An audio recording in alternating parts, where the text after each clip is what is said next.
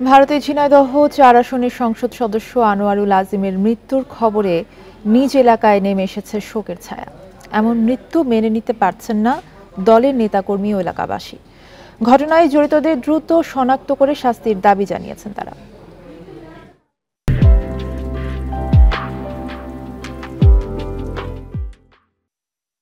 ভারতের কলকাতা থেকে নিখোঁজ বাংলাদেশের সংসদ সদস্য আনোয়ারুল আজিম আনারের মরদেহ উদ্ধার করা হয়েছে কলকাতার নিউ টাউন থেকে। এ খবর ছড়িয়ে পড়লে সংসদ সদস্যের নিজ এলাকা ঝিনাইদহের কালীগঞ্জে তার বাড়ি ও দলীয় কার্যালয়ের সামনে ভিড় করেন কর্মী সমর্থক ও স্বজনেরা। এ সময় কান্নায় ভেঙে পড়েন অনেকে।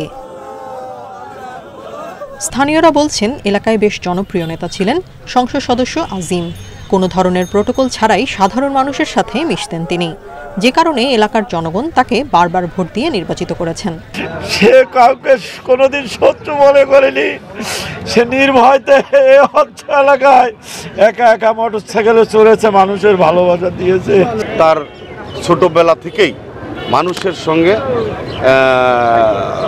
খুব কাছাকাছি থেকেই উনি চলেছেন। আনোয়ারুল আজিম আনার ভাইয়ের হত্যাকাণ্ডের সাথে যারা জড়িত, যারা করেছে তাদের তদন্ত করে আইন নিয়ে আসে সঠিক বিচার চাই।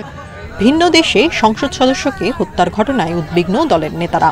ঘটনাটি সুষ্ঠু তদন্ত ও জড়িতদের কঠোর শাস্তির দাবি তাদের। আমাদের যে প্রাথমিক কাজ আছে সেই কাজগুলো সেরেই আমরা বিশ্বাস করি যত দ্রুত আমাদের সাংসদের লাশ বাংলাদেশে পৌঁছানো সম্ভব সেই চেষ্টা করা হচ্ছে সরকারের। টেলিভিশন বিভিন্ন মানুষ বলছিল যে তিনি হেফাজতে আছেন, কিন্তু আমরা জানি না কার হেফাজতে। আজকে আমরা টেলিভিশনে যা আমাদের লাশ উদ্ধার করা আছে।